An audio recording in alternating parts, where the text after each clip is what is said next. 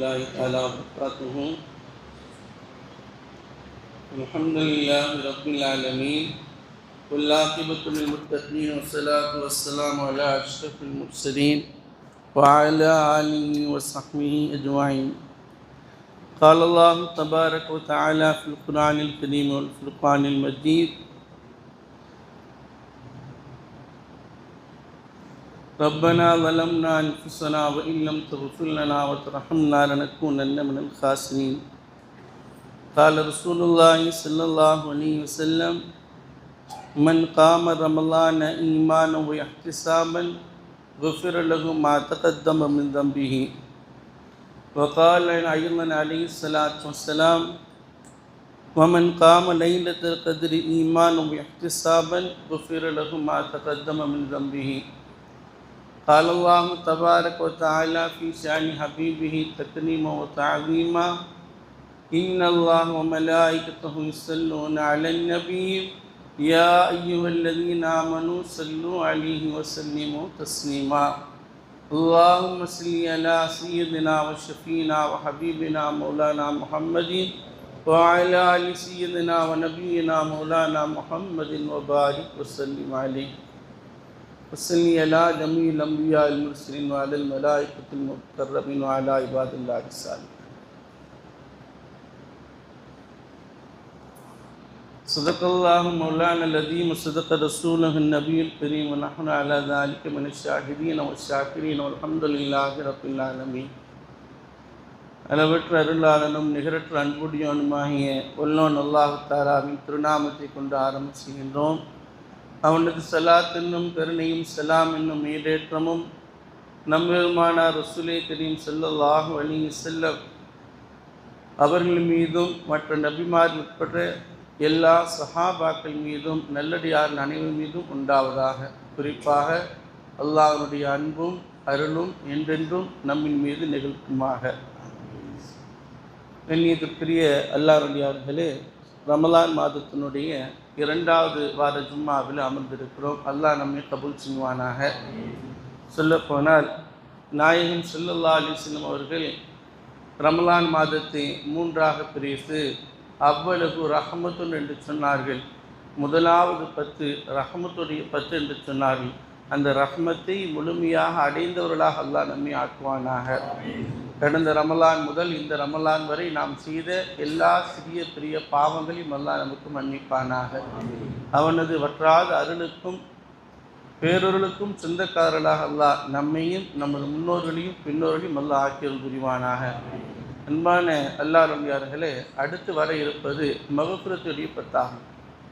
கண்ணியத்திற்குரிய அல்லாஹ்வுடையார்களே, 3 விதங்களில் ரமலானுடைய காலங்களில் நம்முடைய பாவங்கள் மன்னிக்கப்படும். 3 விதங்களில் கண்மணி நாயகம் ஸல்லல்லாஹு அலைஹி வஸல்லம் சொன்னார்கள்: மன் சாம ரமலான ஈமானன் வஹ்திசாபன் குஃபிர லஹு ஈமானன் வஹ்திசாபன் குஃபிர லஹு மா தகத்தம மின் தம்பிஹி.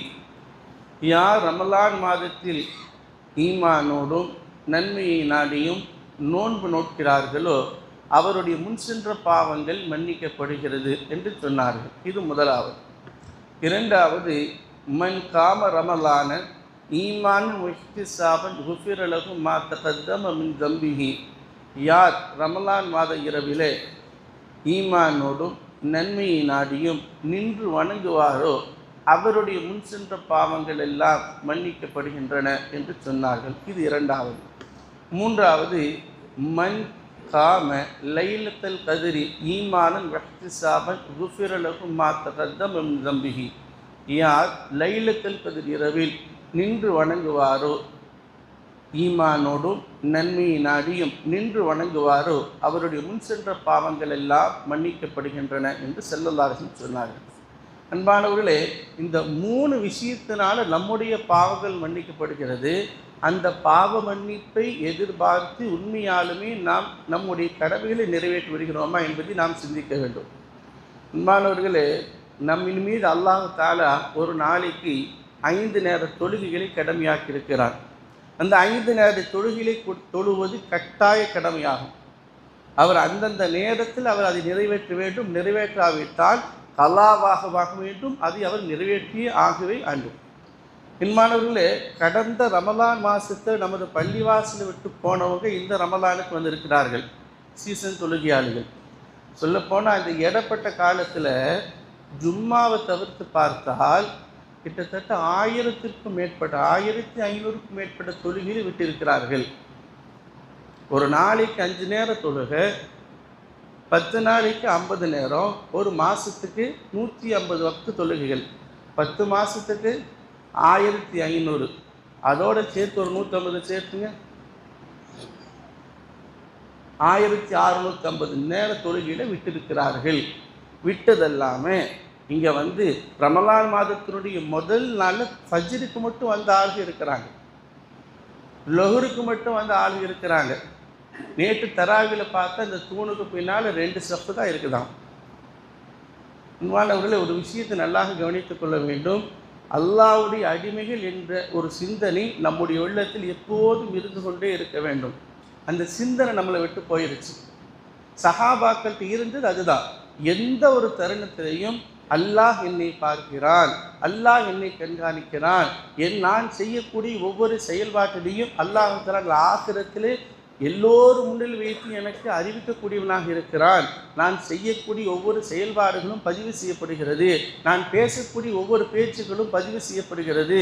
நாலு ஆக்கிரத்தில் என்னுடைய கைகளும் கால்களும் கூட எனக்கு எதிராக சாட்சி சொல்லிவிடுமோ என்ற அச்சமும் பயமும் ஒரு முஃமினிடத்தில் எப்போதும் இருந்து கொண்டே இருக்க வேண்டும். நமக்கு அல்லாஹ்வோட பயம் இல்லை, அல்லாஹ்வோட பயம் இல்லை, அல்லாஹ்வுக்கு அடிபட்டு வணங்கணும்னு இல்லை. சிதனா இப்ராஹிம் அலைஹிஸ்ஸலாம் அவர்களை பார்த்து அல்லாஹ் சொன்னால், இது காலல்லஹு அஸ்லி. இப்ராஹிம் பார்த்து அல்லாஹ் சொன்னான், இப்ராஹிமே எனக்கு வழிபட்டு நடன. இப்ராஹிம் அலைஹிஸ்ஸலாம் சொன்ன கால அஸ்லம் சொல்லி ரப்பில் ஆலமீன், ரப்புல் ஆலமீனுக்கு நான் வழிபட்டு நடந்து விட்டேன். நாங்கள் முழுக்க வழிபட்டு நடந்தாங்க. அதனால தான் அன்னையிலிருந்து இன்ன வரைக்கும் 5000 வருடங்களை கடந்தும் அந்த இப்ராஹிம் அப்படி அலைஹிஸ்ஸலாத்து வஸ்ஸலாம் அவங்களுடைய பேர் நினைவூட்டப்படுகிறது. எந்த அளவுக்கு கேட்டால், இந்த உம்மத்தே முஹம்மதியாவில் ரசூலுல்லாஹி ஸல்லல்லாஹு அலைஹி வஸல்லம் காலத்துக்கு இதுவரை யாரெல்லாம் இருக்கிறார்கள், இதுக்கு பின்னால் யார் யாரெல்லாம் வருவார்களோ அவர்கள் அனைவரும் தொழுகையில் இப்ராஹிம் அலைஹிஸ்ஸலாத்து வஸ்ஸலாம் அவர்களுடைய பெயரை சொல்லவில்லை என்று சொன்னால் அவருடைய தொழுகை கூடாது. இதுக்கு பேர் தான் இறையச்சம். இந்த இப்ராஹிம் அலைஹிஸ்ஸலாமுடைய இறையச்சத்துக்கு அல்லாஹ் கொடுத்த மதிப்பு துன்யாவில் வரக்கூடிய உம்மத்திய முஹம்மதியால் வரக்கூடிய ஒவ்வொரு முஸ்லீமுமே அவர் தொழுகிற பொழுது இப்ராஹிம் அலைஹிஸ்ஸலாமை நினைவு கூர்ந்தே ஆக வேண்டும். இந்த ஒரு இப்ராஹிம் எப்படி முன்மாதிரியாக வாழ்ந்தாரோ அதே போன்று நாம் வாழ வேண்டும். அதைத்தான் ஸல்லல்லாஹு சொன்னாங்க, என்னுடைய அபு என்னுடைய தந்தை இப்ராஹிமுடைய மார்க்கத்தை நான் கொண்டு வந்திருக்கிறேன். இப்ராஹிம் அலைஹிஸ்ஸலாம் எப்படி வாழ்ந்தாங்களோ ஸல்லல்லாஹு அலைஹி வஸல்லம் அப்படியே முன்மாதிரியாக வாழ்ந்து காண்பித்தார்கள். அதனால தான் குர்ஆனில் ரசூலுல்லாஹி ஸல்லல்லாஹு அலைஹி வஸல்லம் அவர்களுக்கு உஸ்வத்துன் ஹஸனான்னு சொல்லப்படும், சையதுனா இப்ராஹிம் அலைஹிஸ்ஸலாத்து வஸ்ஸலாம் அவர்களுக்கு உஸ்வத்துன் ஹஸனான்னு சொல்லப்படும். நம்மிடத்தில் இல்லாத ஒரு விஷயம் தெரியுமா? அல்லாஹ்வுக்கு அடிபணிந்து நடப்பது. பேரில் ஸ்டிக்கர் ஒட்டிக்குவாங்க, அந்த வண்டியில், அவங்க பைக்கில், காரில், அஞ்சுவதும் அடிபணுவதும் அல்லாஹ் ஒருவனுக்கு பொய், மகா பொய், உலக மகா பொய். 5 நேரம் தொழுகணும், வாயில் பொய் பேசக்கூடாது, வாக்குறுதி மாறு செய்யக்கூடாது, திருடக்கூடாது, ஏமாற்றக்கூடாது. இது எல்லாமே அடிபணிவதில் வருவது. ஒருத்தன் அடிபணித்து நடக்கிறேன்னு சொன்னோம்னா அல்லாஹ் எதையெல்லாம் சொல்லியிருக்கிறானோ அதற்கெல்லாம் அவன் வழிபட்டு நடக்க வேண்டும். ஒரு மனிதன் அல்லாஹ் எதையெல்லாம் தடுத்திருக்கிறானோ அதையெல்லாம் விட்டுவிட வேண்டும். ஸல்லல்லாஹு அலைஹி வஸல்லம் சொன்னாங்க, உங்களால் நான் எதையெல்லாம் நன்மையான காரியங்கள் கொண்டு வந்திருக்கிறோனோ அதையெல்லாம் உங்களால் இயன்ற அளவு செய்யுங்கள், எதையெல்லாம் செய்யக்கூடாது என்று தடுத்திருக்கிறேனோ அதை அனைத்தும் நீங்கள் முற்றிலுமாக விட்டுவிடுங்கள். ரொம்ப கஷ்டமாக இருக்குதுன்னு தெரியுங்களா? ரஹ்மத்துடைய 10 நாட்கள் முடிய போகுது. ரமலானுடைய மாதத்தில் பல்வேறு எல்லா பள்ளிவாசலையும் குர்ஆன் ஓதப்படுது. தராவீஹில் குர்ஆன் ஓதிட்டு இருக்கிறாங்க, எல்லா பள்ளிவாசலும் தொழுகை நடக்கிறது.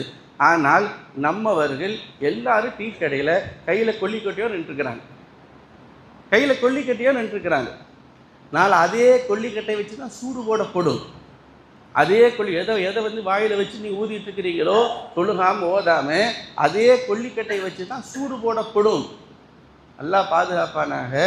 சீதனா இமாம் கசாலி ரஹ்மத்துல்லாஹி சொல்லுவாங்க, ஒன் நாசியாத்து கர்கா ஒன் நாஷிகாத்து நஸ்கா.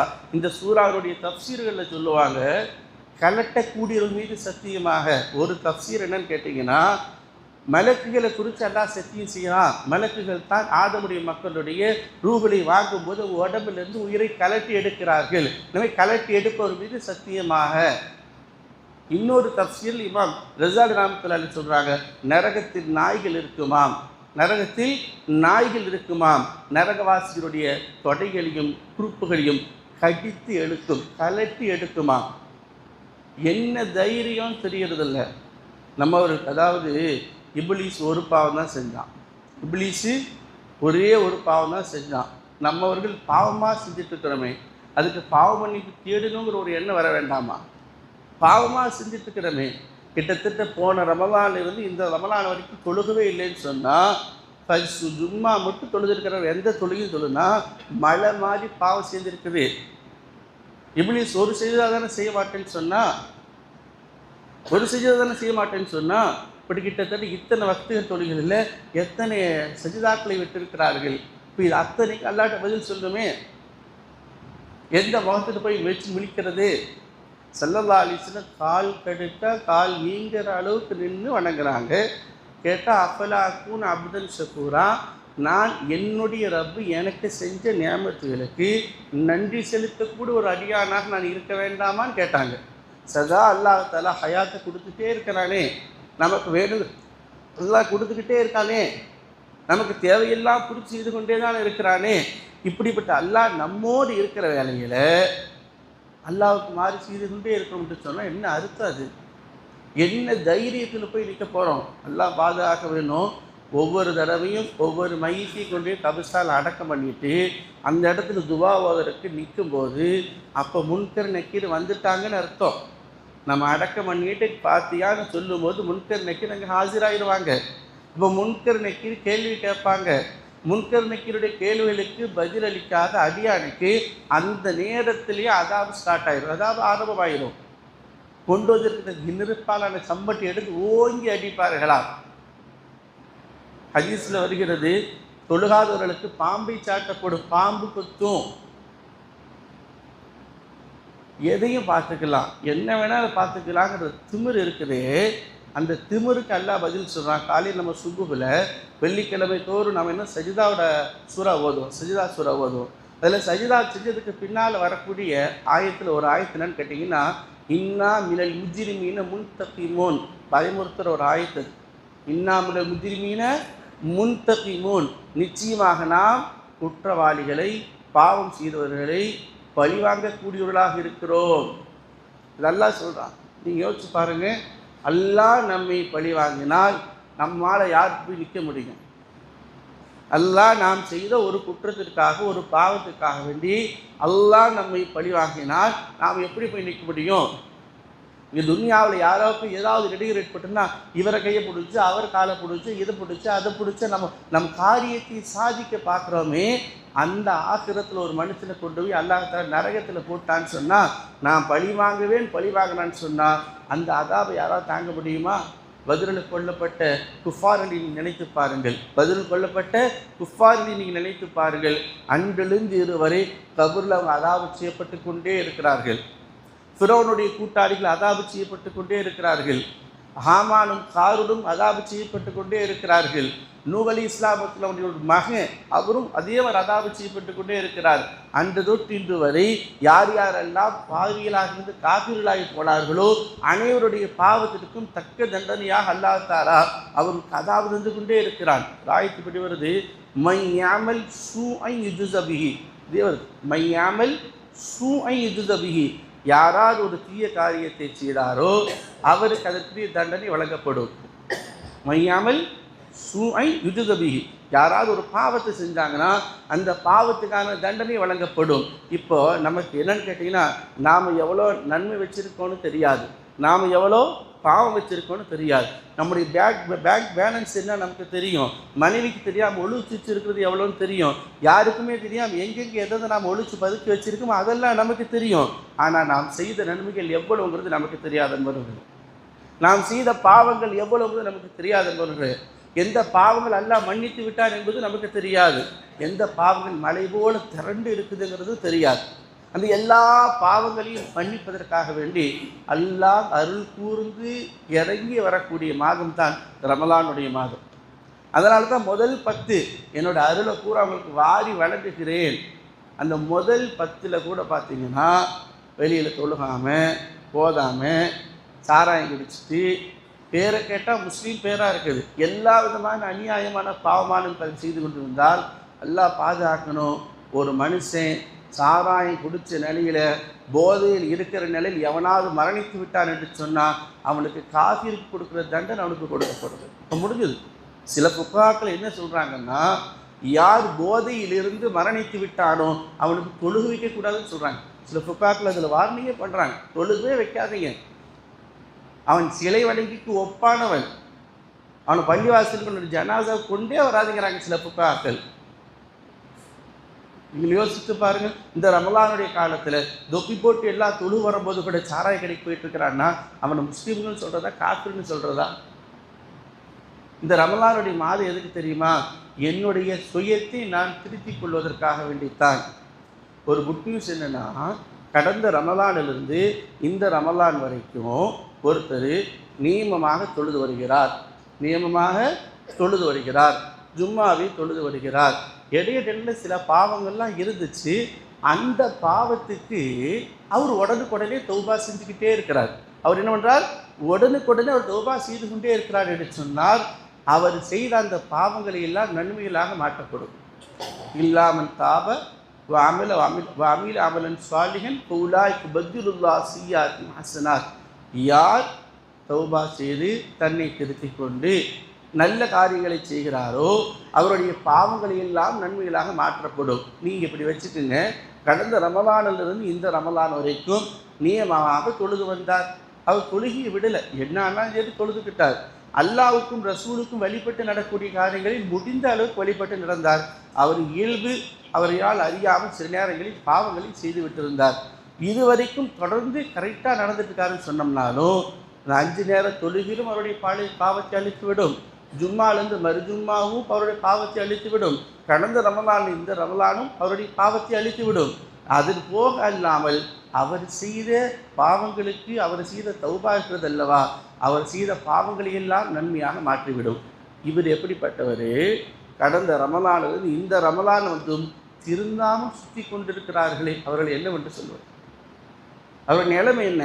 சுயமே ரமலான் வருது, நான் இதுவரை எப்படியோ இருந்து விட்டு இந்த ரமலானில் என்னை நான் திருத்தி அல்லாஹ்விடத்திலே பாவ மன்னிப்பு பெற்றுக்கொண்டு நரகத்திலிருந்து விடுதலை அடைந்தவனாக சொர்க்கவாசியினுடைய குணநலன்களை பெற்றவனாக நான் ரமலானுக்கு பின்னால் வாழ்வேன் என்பதற்காக வேண்டித்தான் ரமலான் வருது. ஆனால் அதை கொஞ்சம் கூட சிந்திக்கிறதே இல்லை.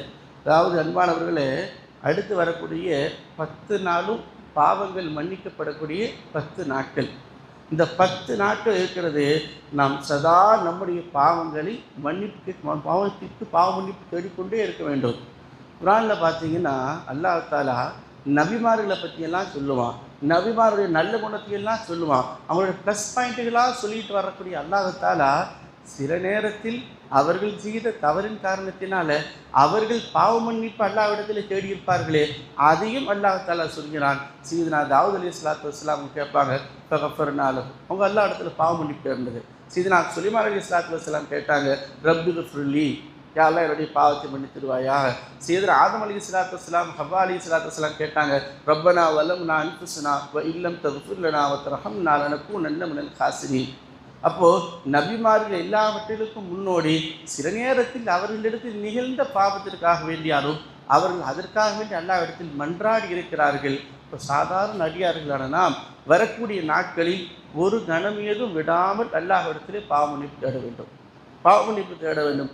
நமக்கான அதுக்கான துவா என்ன? அல்லாஹ் மக்ஃபிர்லனா துனூபனா வ ஹதாயானா குல்லஹா யா ரப்பல் ஆலமீன். இது போன்று எத்தனை இஸ்திக்ஃபார் துவாக்கள் இருக்கிறதோ அத்தனை துவாக்களையும் நாம் சொல்லிக்கொண்டே இருக்க வேண்டும், ஓதிக்கொண்டே இருக்க வேண்டும்.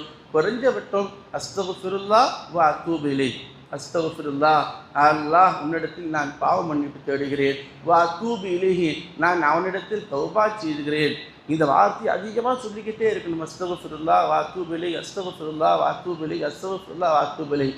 அன்பானவர்களே, ஃபஅம்மா மன் ஸகலத் மவாஸீனுஹு ஃபஹுவ ஃபீ ஈஷத்தின் ராதியா வ அம்மா மன் கஃபத் மவாஸீனுஹு ஃபஉம்முஹு ஹாவியா. நன்மையின் தராசு தட்டு கணத்திருக்குன்னு சொன்னோம்னா அவர் சுகபோகமான வாழ்க்கையில் இருப்பார். யாருடைய பாவத்தினுடைய தட்டு நல்ல கணத்து, நன்மையுடைய தட்டு சாதாரணமாக தாழ்ந்து இதாக போயிருச்சோ அவருடைய நிலைமை அந்தோ பெரியதான். நீங்கள் யோசிச்சு பாருங்கள், அபூ ஜஹல், உத்துபா, ஷைபா இவனுக்கெல்லாம் வாழ்கிற காலத்தில் பெரும் கோடீஸ்வரனாகவும் செல்வாக்குரியவர்களாக வாழ்ந்திருக்கிறார்கள். ஃபிரௌனை யோசித்து பாருங்கள், காரூனை யோசித்து பாருங்கள், ஹாமானை யோசித்து பாருங்கள். ஏன் நம்ம கண்ணு முன்னால் வரதே எத்தனையோ காப்பீர்கள் காஃபிராக மரணித்து விட்டார்களே. அவங்க வீடுகளெல்லாம் சுற்றி போய் பாருங்க, ஆடம்பரமான பெரிய பெரிய பங்களாக்கள் எல்லாம் இருக்கும். ஆனால் இப்போ அவங்களுடைய நிலைமை என்ன தெரியுமா?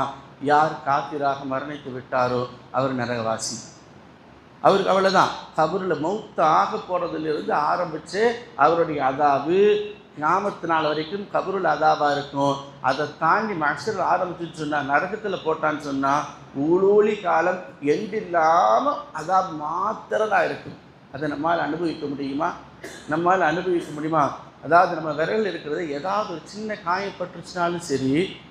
காயப்பட்டுச்சுனாலும் சரி நம்மளால் தாங்க முடிகிறது இல்லை. அந்த அதாவு அல்லாஹ் பழிவாங்கிற அதாவு நம்மால் தாங்க இயலுமா? நீங்கள் யோசித்து பாருங்கள். சரிதான், பாவ மன்னிப்பு தேடுறோம், நன்மையான காரியங்கள் செய்யணும்னு நினைக்கும் போது நமக்கு அதுக்கு எண்ணமும் வரமாட்டேங்குது. ஒரு செய்யணும்னு நினைக்கணும் தள்ளி போகிறதுக்கு காரணம் என்ன தெரியுமா? யாருடைய பாவச்சுமைகள் அதிகமாக விட்டதோ, யாருடைய கல்வியில் பாவம் செய்து கரும்புள்ளிகள் வந்து விட்டதோ அவருக்கு நல்ல அமல் செய்கின்றாங்க, தேட்டம் இல்லாமல் போயிடும். அதனால தான் ரமலான் வந்து கூட யாரும் ரமலான் பெருசாக கருதுறதில்லை.